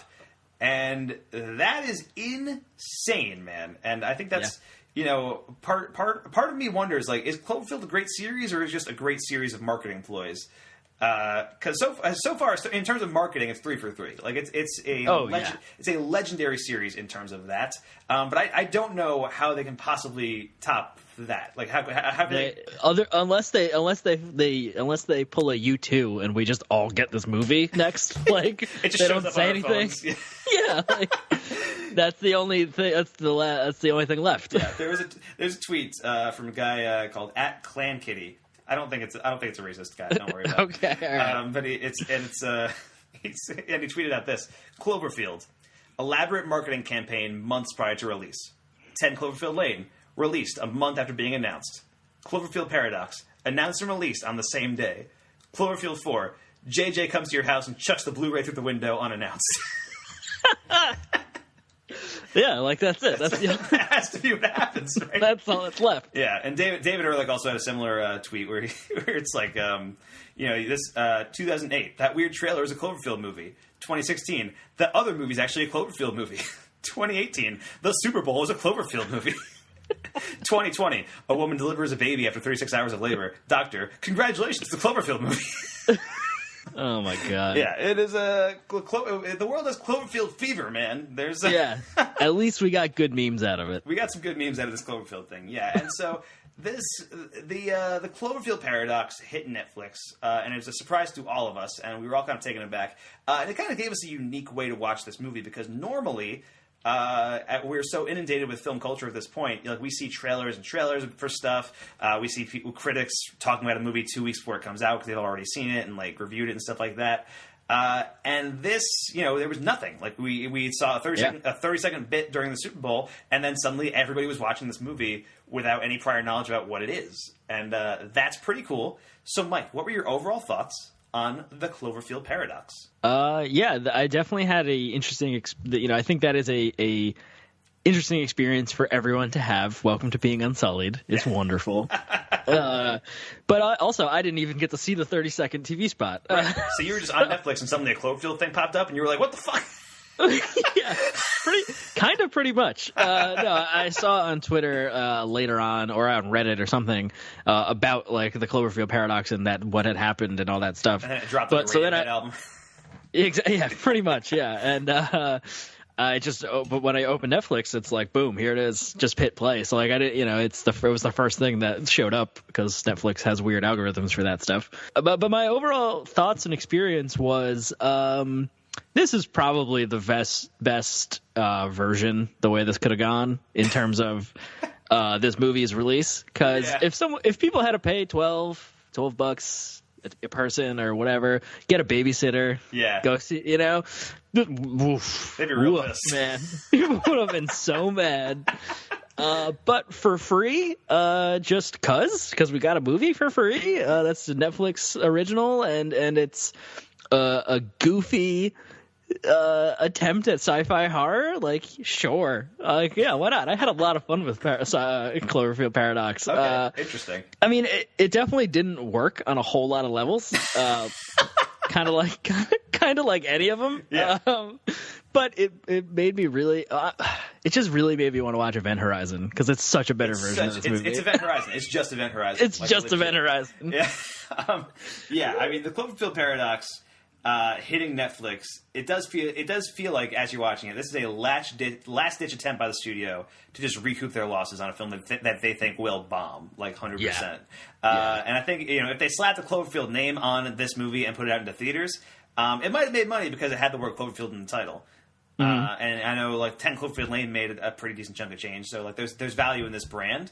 But I think it might have made money, but it might have soured people on Cloverfield as a title to use, and they're planning on more. Like there's one possibly coming out this year, also like another one. There's like a World War II movie that they're planning that is rumored to be the next Cloverfield movie, also. Yeah, that one's called Overlord right now, but eventually it'll be called like the Clover Lord or something.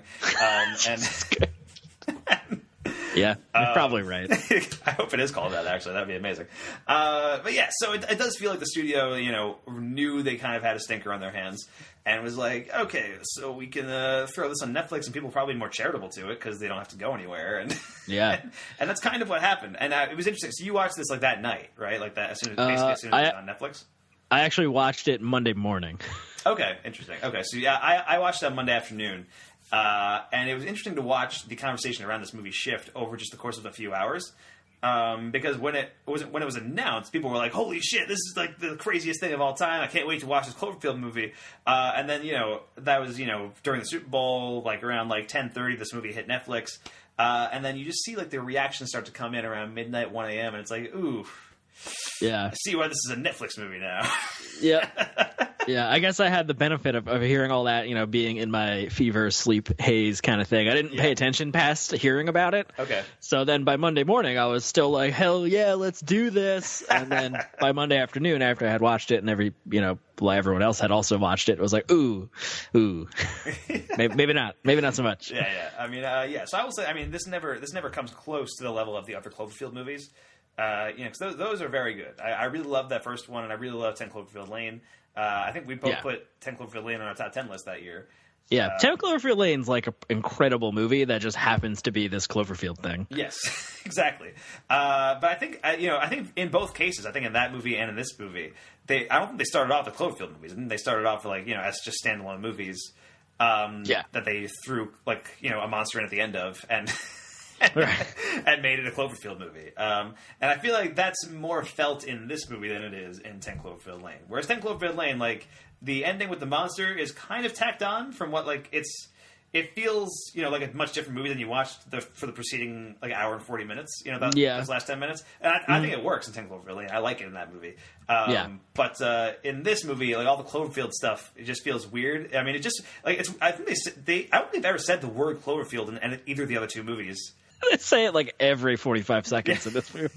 Just to remind you this is a Cloverfield movie, because the name of the ship is Cloverfield. That they're on. Yeah, and so that's a little weird, and you get insert shots of Slusho, which is the brand of soda or whatever in the Cloverfield things. But I think this never comes close to the level of those two movies. And I think this feels very rushed and incomplete in parts, and it's borderline nonsensical. It makes no sense. It has a completely unnecessary B plot, just straight up. Everything on Earth is completely unnecessary to anything that happens in this movie. And it also contains one of the most laughable final shots in any movie I've ever seen. It is complete nonsense. But I think it does occasionally rise to the level of very fun, goofy trash, Yeah. Yes. So I don't think I would have been pissed off if I saw this in the theater. I think general audiences would have been. But the movie, like we said before, this is Event Horizon. It's the movie that reminded me the most of Event Horizon. Yeah, the Cloverfield Paradox is a series of references and extended homages that don't really go together, I don't think. Right. And even those homages kind of just feel like ripoffs. Yeah, the way this movie treats science, it makes you really appreciate how good Interstellar is, Yeah, exactly. Even if you think the science in Interstellar can be wonky at times, it makes you really appreciate how good that movie is. Yeah, and one of the other things too is there's this movie is very clearly trying to be science fiction horror, or at least wants you to recognize that it knows what that is. Yeah. But doesn't approach any of that, I don't think. I don't think there's any really scary horror bits that ever happen, even though we set up a bunch of them or try to do it. Well, there's some Cronenbergian horror moments. There's definitely some body horror shit going on. Yeah. But there's nothing outright scary. Okay, yeah, fair enough. I guess is what I'm saying. Yeah. I would say, it's I just brought this movie up in my discussions, but it's weird because the original Cloverfield feels very influenced by Escape from New York. That's part of the thing with Cloverfield. That movie, Cloverfield, is about an escape from New York. But it's it even has the Statue of Liberty imagery that the head in the street and stuff like that. And this is Escape from LA. This is just straight up. This is Escape from LA. Yeah. In terms of the tonal shift and everything, because it's weird because this movie it feels like it's playing stuff for laughs a little bit, for the first half or so, and it feels like it knows what kind of movie it is for a while. I think that first half is a lot stronger than the second half. That first half where it's just weird shit going on, worms popping up and arms flying off and that. I'm into that. I was into that. Yeah. I was having fun with that, and then towards the end it kind of just becomes a lot more serious and it's not as fun anymore. It feels like you can detect the moment Cloverfield entered the conversation, where they were let's make the guard particle in theory was this kind of weird trapped in a science ship sci-fi horror movie. Yeah. And then they were like, but what if it's Cloverfield? And they're like, oh, we got to rewrite all this shit so we say Cloverfield 45 times. Yeah, I feel like they didn't have to though, because I know. I feel like that was the whole point of this Cloverfield experiment, right? Is that you can just say it's a Cloverfield movie, and people will be like, "Cool, I'll go see it." You don't have to say Cloverfield in the movie at all. Like, no, just put in one shot of an alien, and you're like, "I'm in." Yeah, that is Cloverfield. If there's a monster in it, like for a brief second, you're good. You're good. Yeah. I will say, I mean, as far as the cast goes, I think Gugu Mbatha-Raw is kind of lead of this movie, and she's good. Like, she's actually, I think, giving a pretty good performance. People know her, I think, best as for her episode of Black Mirror. She was in San Junipero. Elizabeth Debicki is also good. The rest of this cast, I think, is given very little to do throughout the movie. The Russian astronaut from The Martian's in it. Is that who and he plays the Russian astronaut again. I thought I recognized him, and and it's because he's playing the exact same role. That's interesting. Yep. He's got hair this time, though. Yes, I did enjoy Chris O'Dowd though, who is the comic relief of this movie, and he's the best part of everything he's in. But it felt so. That was like such this weird tonal thing for me, because like his character, like his one-liners are great, I guess, but okay, well, that's it. I think he has the part that is the best part of the movie, and I'll talk about that in spoilers. So, is there any other like general stuff you want to get into, Mike, before we get into spoilers? No, I think it's going to be much more fun to discuss specific things about this movie. Yeah, fair enough. All right, let's move into spoilers for the Cloverfield Paradox, starting right now. Stop it! Both of you! You're spoiling everything! All right, spoilers for the Cloverfield Paradox, starting right now. So, I did mention that Chris O'Dowd has the best part in this movie. He's fixing something on the ship, and then suddenly the wall just, like, sucks in his arm. Yeah. And he barely reacts. He's just like, huh. Oh no! This is weird. And then when he pulls his arm, and then he pulls away, and his arm is gone, and he just doesn't have an arm for the rest of the movie. Yeah. But then, like a few minutes later, you see his arm, and it's just walking around the ship, and it's amazing. Like, it's great, and it's clearly an Evil Dead reference, and it's like the hand walking and all that stuff, and it's amazing and hilarious. But like, why though? I don't understand. I didn't like that. Was easily the best part of the movie for me. That was it's just that little like bit with his arm. There's a bit where the arm is like trapped under a box, and he's like motioning to get a pen, and it's like the arm is trying to tell us something. And they like hand the arm a pen, and it's like writing things down. It's like, don't trust Schmidt or something. How does it know? The arm knows to cut open the other dude. Right. Why does his arm have its own brain? Like, why is it sentient? I don't understand. Not that I'm asking for a lot of science in this kind of movie, but like, just some internal logic. I think the problem is that this movie fundamentally misunderstands what a paradox is. So, it's just goofy shit, right? It's just goofy shit happening over and over again. Right. So I think the idea behind this is these guys fire up this particle accelerator and end up in some kind of alternate dimension that it very closely mirrors our own. But because they also exist in our dimension, in that dimension, like there's versions of themselves, so they can't also exist, right? There can only be one. Right. I believe that's what this movie's going for. And so because of that, like weird shit just starts happening on the ship, and that's like. That's basically it. So that you have that arm thing happening. You have the Russian guy exploding with worms in his stomach. That's never explained. Nope. The woman shows up in the wall. Yes. Yeah. Like, that was pretty cool, though. I was on board up till then. That was a great visual, and I was like, really curious, like, how did that happen and stuff like that. And then the movie just kind of keeps going. It's like, that doesn't really answer my question. Nope. But yeah, she wakes up. She's like in the wall, and she's like has like pipes coming out of her body and stuff like that because she's like in the piping. And it's like, oh, this is fucked up. That's like the Cronenbergian horror shit that like I want to see more of in this movie. And then it kind of like peters out around the halfway mark. But yeah, I do like that arm thing though. I really enjoyed the arm. That's the best part of the movie. That's it. Like that's the whole thing. Chris O'Dowd talking to his own arm, being like, oh, what do you think, arm? It's basically a buddy cop movie for a second. Like, he should have been the main character, and it should have been like him and his arm solving mystery on their own. It could have been amazing. But yeah, I thought it was funny because there's a moment earlier, kind of during the exposition part of the movie where the main character and her husband are talking, and he's like, "Oh, we can't go back in time and bring the kids back," or something like that, or whatever. Yeah. And it's like, oh, it's going to be one of those paradoxes, huh? And then, nope, we got another talking head who's, oh, God, what's that actor's name? That's Donald Logg, right? Yeah, the interview with Donald Lugg, who's just like a guy who wrote a book about like, oh, paradoxes will bring aliens and monsters and stuff, and it's like, how do you know that? There hasn't been a paradox yet. Yeah, and it's like, oh, it's that kind of paradox, which I get. Like, I thought that where I thought this movie was going, honestly, was it was going to explain, not that we need this, because like we said, Cloverfield was supposed to be this weird kind of unconnected anthology sci-fi horror thing. Right. Or that's what we thought. But it was going to explain why the monsters were different in Cloverfield versus 10 Cloverfield Lane. Okay, like, I think it kind of does that, almost. Or at least it serves as connective tissue for the whole franchise. Yeah, well, I guess the whole thing is going to be like, these are all vignettes in different dimensions, I guess, is what we're going to be doing. So, yeah, I think so. The movie kind of gives background and connective tissue to the Cloverfield franchise as a whole.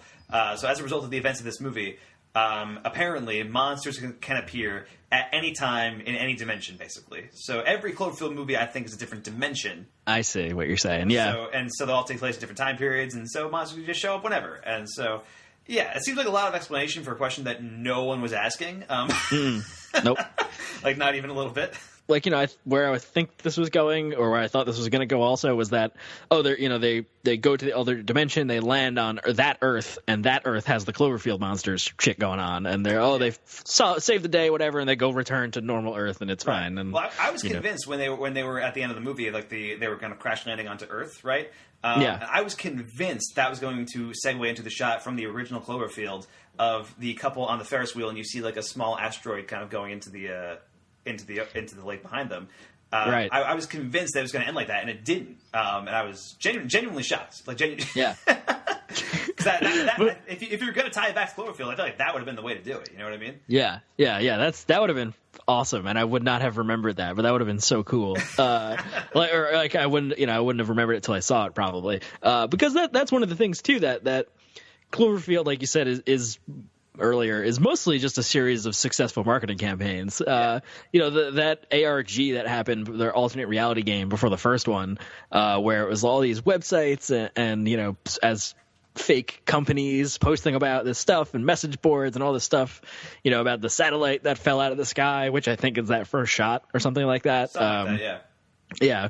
But this whole kind of like alternate reality, figure out the mystery of what this monster is and where it came from and all this stuff. It was a lot of fun. I wasn't like super into it, but I do remember like kind of deep diving on the internet when that came out as a young kid, which is like scary. But there's kind of like, is this all real type thing? Right. So that like to kind of just get rid of all that stuff, like it was weird to kind of like disregard all of it. I guess, but the thing is about these Cloverfield movies, like these things have been in there for a while, and they're like there's like strict mythology in these like AARG games. But the thing is, that's all marketing. The movies don't have any of that.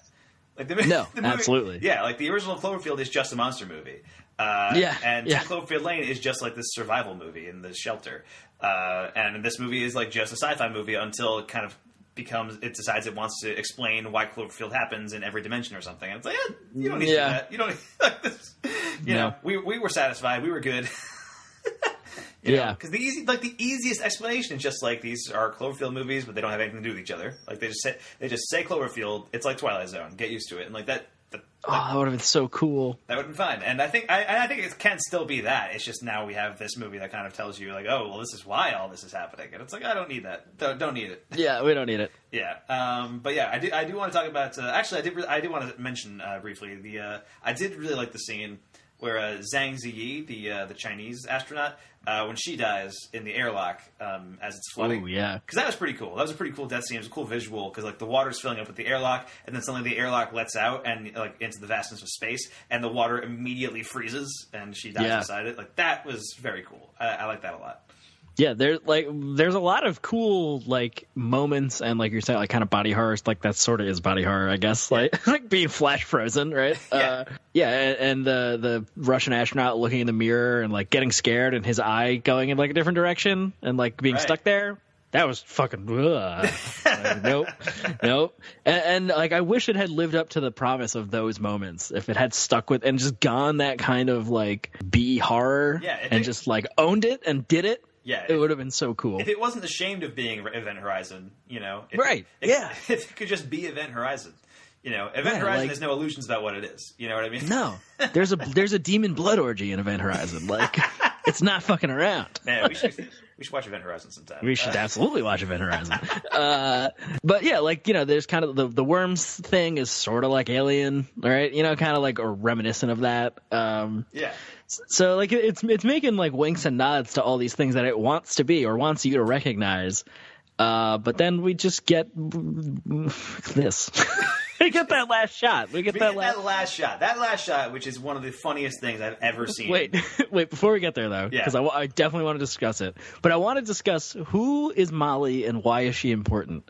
Which one? The kid? Is Molly the little kid that he saves. Are they in the shelter from 10 Cloverfield Lane? It looks just like it, right? Who's he texting about needing to use the shitter? Who, like, what is... Like... Yeah, so there is this B-plot with the husband and the husband of Gugu and Mbatha-Raw's character, and he finds this kid's name is Molly, and it is completely pointless. I think it undermines the movie, actually, because the first half of this movie is about the space station crew losing Earth. Like, how do you lose Earth, right? That's the big thing. Like, they lost Earth. They have no visual of Earth. They have no idea what happened to Earth. But it keeps cutting back to this husband on Earth, so you know that Earth is fine. Right. Well, I don't think I was ever the worry was that Earth was in danger. It was mostly that they lost Earth. Well, yeah. But I mean, like, if you keep cutting back to Earth, then you know that like Earth is there somewhere. You know? Right. Okay, that's fair. Yeah.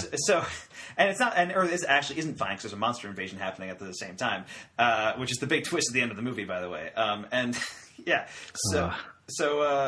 Earth is there. But at this point, you think Earth is basically fine. You kind of know that something's up, you know, and they go into a shelter and stuff like that. But yeah, for that first half of the movie, like you keep cutting back to Earth, while the characters in the space station are like, "Oh man, where did Earth go?" And it's like, "Hey, look for the sun."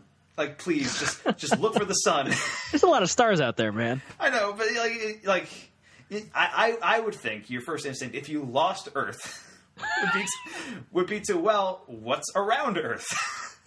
You know, you can look for the sun. Anyone seen my Tesla? Somebody's just out there with a key fob. Exactly. Yeah. Topical. It was topical. It would be amazing if Elon Musk just made a cameo in this movie driving like a red Ferrari. It's like, so long, sirs. Yeah, but I kind of was on board sort of with the flashing back to Earth stuff or whatever, the cutting back to Earth, because you know it's sort of escalating, right? Like. There's those explosions, and it's the husband trying to figure out are we being bombed, and you know the fighter jets flying past his window, and like that kind of stuff. And it's like kind of winks and nods at what's going on and what we were like, you know, kind of it's winking at Cloverfield, the first one, right? And I was kind of down for sort of as now that they've kind of opened this rift or whatever. But then like he goes out there. And like that shadow moves in the smoke cloud, right, yeah. And you're like, ugh, really? Okay. And then he finds Molly, who I was like, is this Mary Elizabeth Winstead as a child? Like, is that her character? I had to go look up what her character's name was, and it's not. It's Michelle or something like that. I had to look up John Goodman's character's name because he asked if they can go to like this guy's shelter. And I think it's a guy named like Rick or something. And like I was like, is Rick John Goodman's name? Because John Goodman had a shelter in 10 Cloverfield Lane. Like because it's a Cloverfield movie, like my mind is like jumping to like make these connections to other Cloverfields. But then they get to the shelter and it looks just like John Goodman's shelter from 10 Cloverfield Lane. Like literally when he turned the light on, I actually yelled, "I fucking knew it!" Like I actually was like, "Yeah, okay, here we go." That's like what they're going to use as like the image to connect everything. Yeah, but the character's name is different, and like, but I don't know. Maybe it is the same shelter, but it's a different dimension. Like, who knows? I don't. Who knows? Yeah, it's super weird. It could just be a visual reference. Like maybe that shelter will appear in all the Cloverfield movies from now on. Like, who knows? Yeah, that same shelter will appear in the World War II Cloverfield movie, and it'll look exactly the same as all the modern amenities. Actually, that kind of shit could happen in Cloverfield movies. That'd be kind of cool, actually. There's like this one room that exists in all places. Oh man, that would be wild. You're welcome, JJ. We'll take our check in the form of a check, please. Anyway, we got to talk about the last shot though. That last shot of the movie is just absolutely ridiculous. Like I think it is not only one of the worst shots I've ever like, just in terms of like. Like I'm not saying it's bad in like in a cinematography kind of way. I just think it's like a big fuck you to everything. Because so the end of the movie is the like it's Gugu Mbatha-Raw and Daniel Bruhl, right? They're still in the satellite, and they're crash landing back down on Earth, and I think it's their own Earth, right? Yeah, it is their Earth. Yeah, because the husband. Because she's calling the husband, and he's like, "Oh no, or she's not." Calling he's talking to the space station. Yes, no, they call Mission Control, and then Mission Control tells the husband, right, and he's like, "You can't send her back down here." And it's like, what do you want us to do? Keep her they're gonna run out of oxygen and stuff, and it's like, doesn't she know what's coming down here? And then it cuts back, and you see the satellite kind of crash landing through space, and then suddenly a gigantic monster pops up. I believe it's a monster from the original movie. It's the Cloverfield monster, like the first one. It's the Cloverfield monster. It pops up and it screams. Cut credits. Like it's just And it's like, what? I couldn't stop laughing. I laughed so hard when that came up because it's just such a like what. Yeah, I don't know what they could have done to save that moment, but because like the Mission Control calls the husband and is like they're coming back to Earth. We didn't have time to explain what's going on. Everything was falling apart. We couldn't tell them. There was nothing we could do. We're so sorry, kind of like that. And the husband's like, there's the things. Tell them to go back. The things, though. Those creatures. And then we get that stupid scene. But like. When the satellite comes back and they can reestablish communication, there's like a long time where they're like, "Did the machine work? Tell us, are you guys alive? What's happening?" Like they kind of like have a conversation for a little while. So they could have brought up the fact that monsters are overrun society, basically. Right? I feel like if monsters are attacking, like maybe someone would have mentioned that, like right? Like, how come Mission Control is just fine? Like, no, nothing happened there. It's just it's cool. It's the everything's fine here. How are you scene? Like yes, like that's what's going on. Yeah, but that was just ridiculous. I mean, I tweeted about how that last scene was the funniest shit of all time, and you tweeted a gif of Robin Williams and Mrs. Doubtfire with makeup on, like popping out of a fridge, going like "hello," and like that's exactly what this is. It is just that. Yeah, it just pushes his head up through the clouds and roars, and like remember me, and then cuts the credits. Remember me? Yeah, it was ridiculous, and yeah, I mean, overall, I think the Cloverfield Paradox is not a particularly good movie. We didn't give it quite the full chappy, but we came close. The full chappy. Well, the full /FilmCast chappy. Yeah, I was gonna say we liked chappy. We kind of gave Chappie a pretty positive review when we saw that back in the day. Yeah, I mean, and it's just a little disappointing, right? Because Cloverfield and 10 Cloverfield Lane are movies I really enjoy. I own both those movies on Blu-ray. I probably will not I doubt there will be a Blu-ray of Cloverfield Paradox because it is Netflix original now. Yeah. But even if there was a Blu-ray, I don't think I would pick it up. It's just, I mean, I think it would be a fun movie to watch with a big group, like a crowd kind of thing, like Event Horizon, like something like that. And I think if you watched like these three movies back to back to back, like I think I could see having fun with Cloverfield Paradox for sure. But yeah, it's not really a good movie in its own right, and it's really goofy, which is fine, but it doesn't really own its goofiness in any way, shape, or form. So when it tries to be serious, it's like, well, what are you doing? Like. Yeah, like the inevitable betrayal of the blonde woman. I don't remember her character's name. Debicki. Yeah, I'm trying to remember her character's name. She's all like they're like she does great. David Oyelowo. Oyelowo. Like it's cool. Daniel Bruhl is fun. Like like there are good performances and there are fun stuff going on. But like wow, they assembled a good cast. And Elizabeth Debicki especially. I mean, she was in Man from U.N.C.L.E. She was in the Guardians of the Galaxy 2. She was the Gold Woman, Aisha. Yeah. Right. She's in a lot of good stuff. She's a very good actress, and I think she's given the most outside of Gugu Mbatha-Raw. I feel like she is given the most to work with. But even then, I feel like this movie kind of wastes her too. It's just it feels like everybody's there just like functionally, I guess, instead of like there's no actual character development for anybody. I mean, for like a good 3/4 of the movie, she's literally in the corner in the back of the frame. Yeah. Like in that medbay thing, just like back there hanging out, and it's just like that's it, just chilling. Yeah, exactly. So I think overall, just give me more weird shit. Give me more of that. Give me own what you're doing. Yeah, give me more disembodied arms. Give me more worms exploding out of bodies. Give me Elizabeth Debicki suddenly appearing in pipes. Like that's the shit that I enjoyed in this movie. And when this movie starts to lose that stuff at around the halfway mark, I think that's when it all starts to fall apart. Because then it's still trash, but it's not like goofy fun trash. Yeah. You know? When it has to be the backbone for a franchise, not so great. Does not work. No. All right, I think that wraps up our thoughts on the Cloverfield paradox, Mike. Which I don't think we even got into the fact that that's kind of a dumb title. Like it just doesn't. I will say 10 Cloverfield Lane, not a great title either. But the movie's good enough where it's like that's fine. If the movie is good enough, then the title becomes good. You know what I mean? I think 10 Cloverfield Lane might end up doing a disservice to the Cloverfield franchise because it's too good. Like, I mean, I haven't seen the original Cloverfield in a long time. Neither have I, but I really liked it back in the day. I remember liking it, but I don't particularly remember it being like that level. Like it's a monster movie. It's not like monster cinema, you know. like I think I would consider 10 Cloverfield Lane to be cinema, you know. Sure.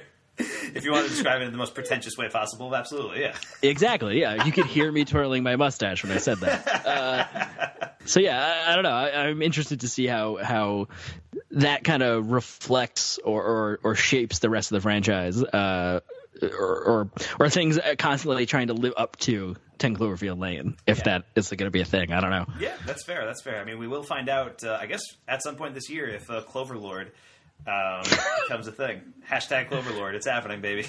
Start it.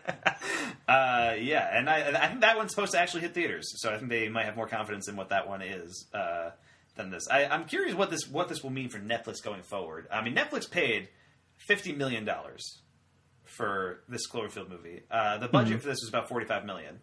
So Paramount made back their money. Like, and I think that's all they were concerned with, because I think they really thought this movie was going to bomb horribly. So this worked out really well for Paramount. And for Netflix, I don't know, it almost makes Netflix feel like a video-on-demand dumping ground. You know, for, like, if a studio wants to, like, pawn off a movie or something, they can sell it to Netflix, and Netflix will pay for it. And I get that. And there's been a couple of movies recently that kind of make it feel like that. You know, like Bright, for example, is another one that feels like, okay, this is a Netflix movie, and people will like it, or people will watch it. And there's been, like, you know, people who will, like, be defending Bright, and people who are defending this movie. And I think most of that is just out of the convenience of it being at your house. Like, it's just, it's right there. Oh, yeah. You know? Yeah. And, you know, a lot of those kind of on-demand movies, you know, are still like, is pay-per-view still a thing, sort of? Like, you know, if I'm going to rent a movie for $10 and watch it, and that's the only way it's come out, I'd probably still be mad that I had to pay $10 to watch this kind of movie. 100%. But I get 18 million movies for $10 a month from Netflix, and one of them's a Cloverfield. Like, yeah, like I'm in. I'm down. Sure. Yeah. And things like Netflix shouldn't be considered a video dumping ground, like, because they have a lot of great original movies. You know, they have you know, they had Okja, and they had Meyerowitz stories, and they had I Don't Feel at Home in This World Anymore, and, you know, Beast of No Nation, and they've got Mutes coming out in a couple of weeks. I'm very excited about Mutes, and, you know, all that stuff. But I think the problem is Netflix has no real standard for what they release. They just make a shitload of stuff, and eventually some of it sticks. Yeah, eventually, like, some of it's good, some of it's bad, and a lot of it's, you know, middling to mediocre, and that's kind of the way it is. Some of the stuff will take off, some of them won't, but they just make everything for every person, and I feel like that's fine, but I feel like it almost devalues Netflix as a brand almost, because they're not, you know, they're not catering their stuff towards what they think people will want to see. They're just making everything. Yeah, that's a good point.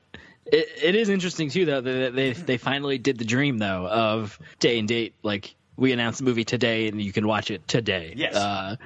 Which is crazy. I know people have been clamoring for that. The next big thing is, well, you know, not that people, like, want that, but that's an incredible feat. The next big thing is Netflix theater same day. Not that they come out, they are announced on the same day and are released the same day, but that they hit both platforms at the same time. Yeah. Which could be, I don't know, maybe that's around the corner. Yeah, I mean, that really is a game changer, though. Like, this is a game changer in terms of movie releases, and I don't know how often we'll ever see this again. Like, this is something that's very rare in other media. Like, other media, you see this sometimes where, like, Beyonce will surprise release a new album, or Radiohead will surprise release a new album. But it's never happened for movies before. It's never been possible for movies before. Really. And I think the closest we had come was a couple years ago when 10 Cloverfield Lane did it. And it was 2 months or whatever it was is the closest we've ever gotten. Yeah, it was like 6 weeks, and it was a movie we already knew was being made, but then we didn't know it was Cloverfield. And then there was another later that year. There was Blair Witch also, which was called The Woods for the longest time until it was suddenly revealed at Comic-Con actually that it was a Blair Witch movie while they screened it. So that's actually probably the closest it has come to this, at least for one audience. Because that audience got to experience Blair Witch without knowing it was a Blair Witch movie until they were watching it. Like they thought they were seeing a movie called The Woods, and so that's probably the closest that it has come to what just happened with this Cloverfield movie. And it's a bummer that this Cloverfield movie isn't better. Like that it lives up to this game-changing marketing technique. Yeah, I mean, to do it during the Super Bowl, that's the biggest marketing platform there is in the country, at least. So, I mean, it's incredible that Netflix paid or made literally one 30-second ad for something they spent $50 million on.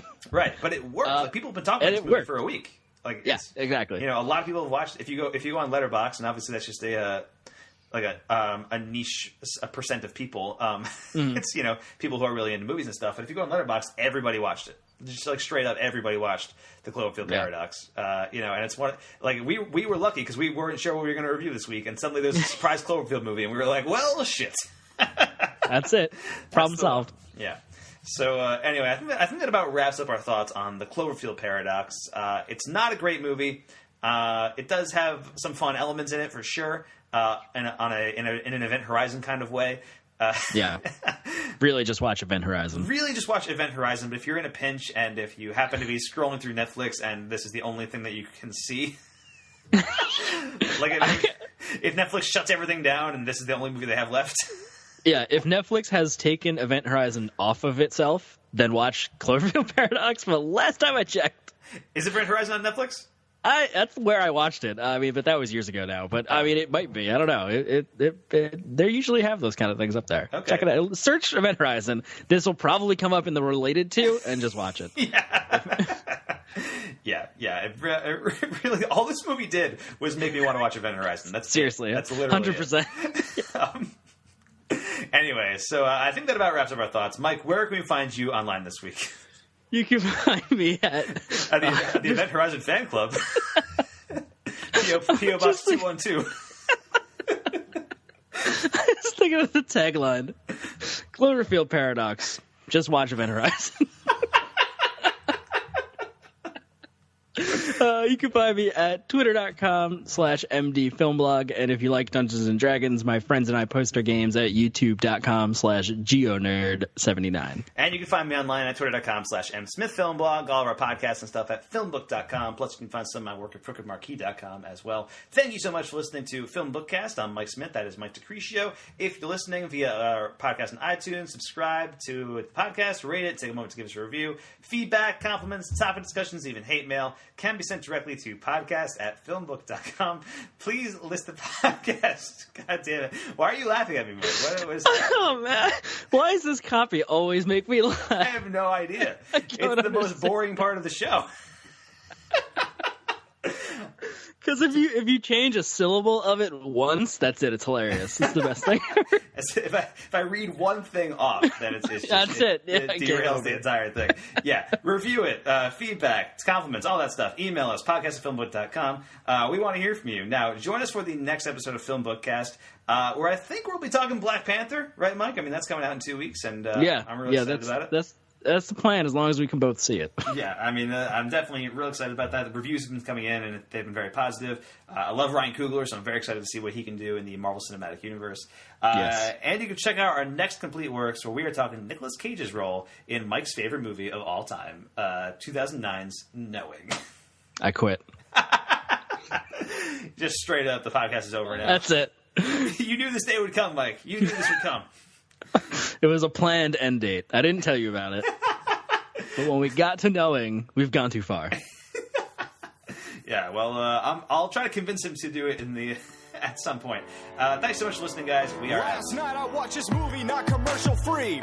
Interrupted the flow when two hoes getting pissed at me. I'm getting screwed by the cable company. Paying money for ads, now that's a motherfucker. tragedy. Heard about this Netflix, so cheap. We can watch it anywhere, so sweet. We go Netflix all night, no sleep. These hoes ain't going nowhere tonight. Cause tonight everything is on stream. No ads in between. The movies, the sitcoms, you get a month free. Critics picks, award winners, suggestions for me. Then show me some genres of more related movies. Now browse DVDs. No cable, just streaming. It's the queue on the screen all weekend.